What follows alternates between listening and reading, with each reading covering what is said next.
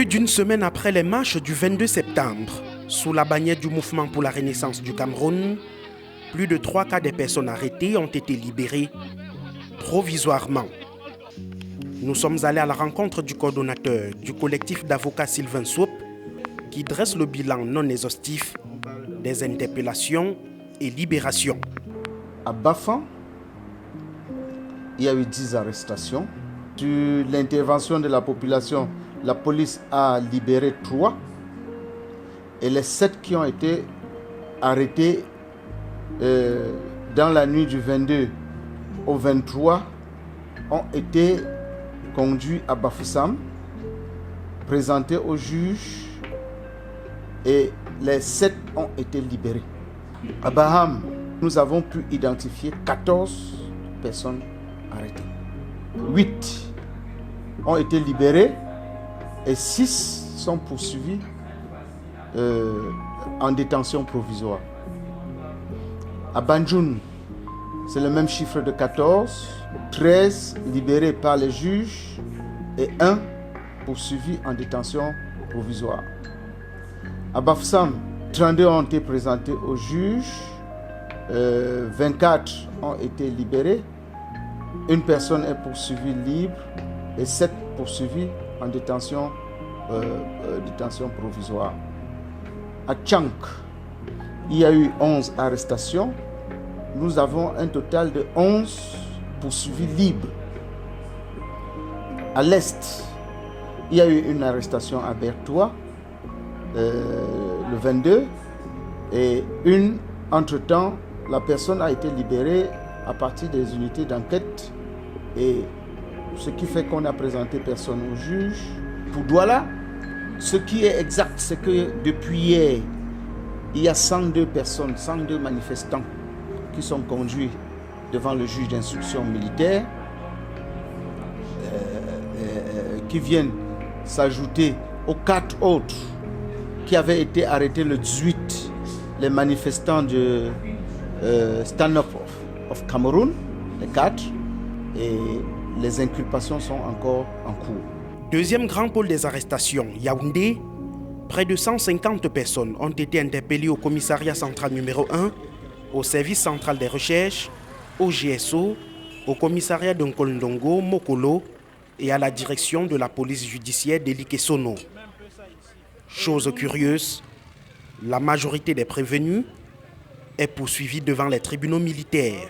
C'est assez surprenant dans la mesure où de tout ce que j'ai écouté jusqu'à présent, je n'ai pas eu l'impression qu'il y a une seule personne qui a été interpellée avec une arme.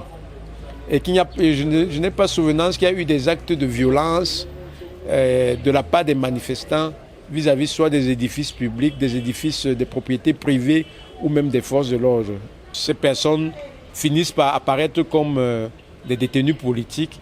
Détenus politiques ou pas, l'autre difficulté réside dans les conditions inhumaines dans lesquelles ces citoyens seraient gardés à vue. J'ai encore souvenance des audios et des vidéos ou des photos qui échappent des cellules, qui interpellent vraiment chaque être humain.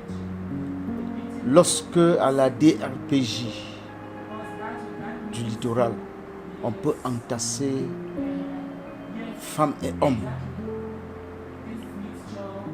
dans un couloir, lorsqu'ici, au commissariat central numéro 1, ça peut être encore pareil. Entre traumatisme et persécution, il y a également des personnes qui seraient portées disparues depuis le 22 septembre. Si d'ici un certain moment, ces personnes ne font pas signe de vie, nous pensons que nous allons déjà considérer que ce sont des personnes qui ont fait l'objet de cette disparition forcée du fait des opérations de maintien de l'ordre. Des responsables du MRC, tels Olivier Bibounissak ou Alain Foguet, sont détenus au secrétariat d'État à la Défense et aux dernières nouvelles, ils se porteraient comme des poissons dans l'eau. Ce qui n'est pas forcément le cas chez le président national du parti, Maurice Kamto, assigné à résidence. Au téléphone pendant notre tournage, l'avocat reçoit des levées de certaines restrictions en ce qui concerne l'approvisionnement en denrées alimentaires. dont la famille a le droit d'entrer et sortir pour se ravitailler. Oui. On n'a pas besoin d'un avocat pour approvisionner le domicile. Voilà. D'autres manifestations sont annoncées dans les prochains jours et donc plus de répression. Les pouvoirs publics sont interpellés.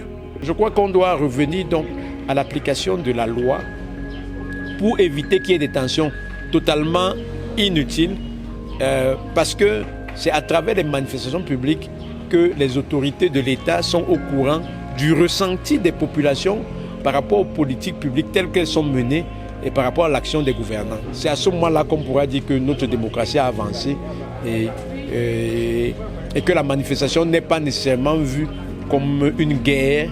Les Camerounais répondront-ils aux appels à manifester face à un grand déploiement logistique des forces de sécurité? Question à 0 francs.